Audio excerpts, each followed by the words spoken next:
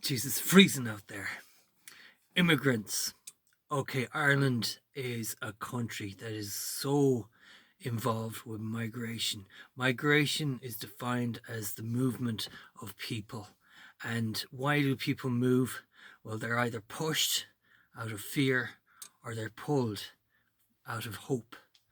Um, I suppose one of the first times Ireland as a nation had to deal with refugees would have to be around the time of the Troubles, when a large group of Catholics mainly had to come back, had to cross the border into the Republic on account of the fact of all the sectarian violence and threats to their lives. And when we think about what happened there in terms of government policy, it was a bit of a shambles because it was the first time that situation ever came up.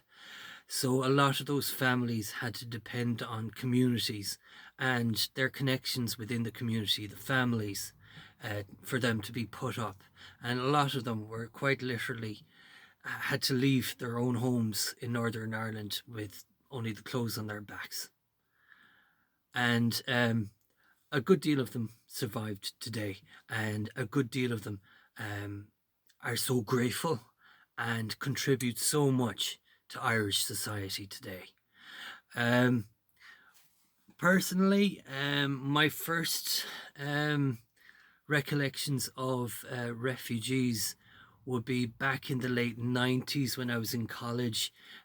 There was the Yugoslav War, and a lot of Bosnians had Bosnian refugees were placed in Dublin mainly, and again, it was the government policy to accommodate them and to look after them. But again, there was a lot of dark stories about violence and issues with those refugees trying to integrate or just trying to get on with their lives. They were particularly rough, apparently. Now, I can't say all of them were, but I'm sure. But when I think about it, like we haven't, there hasn't been any issues with Bosnian refugees in a long time. So any of them that stayed in Ireland are doing fine, I can only imagine.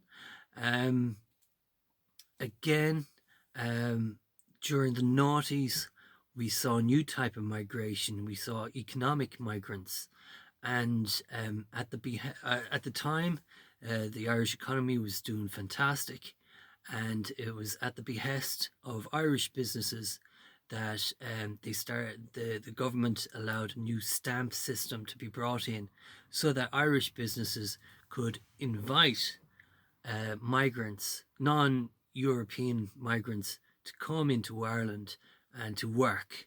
And the idea was every year they would have to present themselves at the local Garda station to the migration officer, and their booklet would be stamped, and there'd be 5 stamps. So they'd have to do 5 years before they could apply to be naturalized. And the system worked in general until it was noticed that there was a bit of a loophole there, in that employers could legally bring in non-European migrants to work in their businesses for extremely long hours for way less than the minimum wage. And by year 3, those migrants and their families would be given a P45 and told, see you later. And as a consequence of that, I've no idea how many non-European migrants are out there today living here in Ireland illegally and having no access to anybody but the guards and the deportation office. Of course, an awful lot was expected of the guards to maintain that particular system. But I really think shame on any business owner for taking advantage of those people, because at the end of the day, they came to Ireland in the hope of building a better life, and they worked damn hard, and they deserved to be naturalized. After that, during the COVID, It became government policy to bring in refugees from the Mediterranean, Syrian refugees, Ukrainian refugees as well. At this stage, the government has a good handle on how it goes about. True, a lot of hotels were taken over, a lot of wedding venues were taken over and were made available. Migrants were being shifted into villages right out there and out in the west, out of everybody's gaze. Yeah, there's an awful lot of room for improvement there, but if it wasn't for the Ukraine war, you could imagine that we would have been on top of that situation. And now, here's the thing, military enthusiasts pull on this. We are now entering a new type of migrant, and this is called migration warfare. Because funnily enough, out there are countries who would be so grateful to see the West fall apart. And they do that by simply by creating policies that push people out of their communities, like in Africa, in Asia, all around the world. And basically, those people are those uneducated poor souls who are perfectly happy to live in the places where they are not allowed to live there anymore, and they're being pushed into migrating into Europe. And just as you see in Ukraine, there's 1,300-mile front along the south and east of Ukraine of war. There's warfare, migration warfare happens right up from the Baltics right down into the Mediterranean. And just recently on the Finnish border, they've just closed their borders with Russia on account of the fact that there are migrants piling up there, trying to get into, being pushed into trying to get into Europe. And also there was an issue there on the Polish-Ukrainian border where the border was literally blocked up with so many people.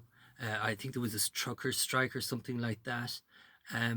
But it's, again, there's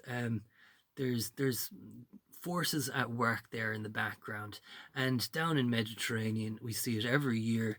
Thousands, if not tens of thousands, of Africans try to cross the Mediterranean to get into Europe.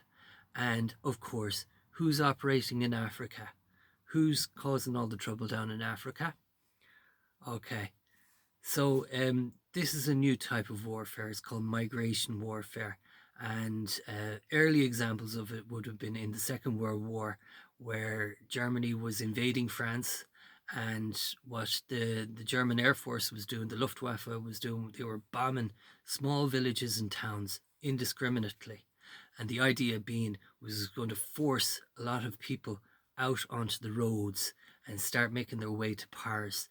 And as a consequence of that, as a consequence of blocking up the roads, British and the BEF, the Expeditionary Force, the French, the Allies, they couldn't adequately get to their defenses or maneuver to counter the Germans.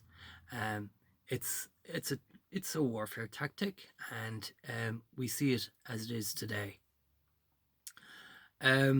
Furthermore, another example of that would be in Hong Kong. I did a podcast there on how the Chinese overloaded the Hong Kong legislative system, political system, and even the information technology system just to get their one system brought to bear in Hong Kong. So what can we do to neutralize this particular threat? Well, it's an attack on our values. They want us to shut the doors. They want us to close out the migrants, because then, firstly, you're killing hope in all those migrants. They're literally scared witless, and they are so anxious to get out of those countries. And if they can't get into Europe, then literally those belligerent countries don't care about them. Okay, so on a humanitarian basis, really should be taking them in. How we do that is we depend on our governments. The Irish government is well used to working with the refugee and the immigration issue. And the same again in France and Germany, and the same in the whole of Europe, actually. And if it's done properly, it'll work to everybody's benefit. And that's all I have to say today. Take care.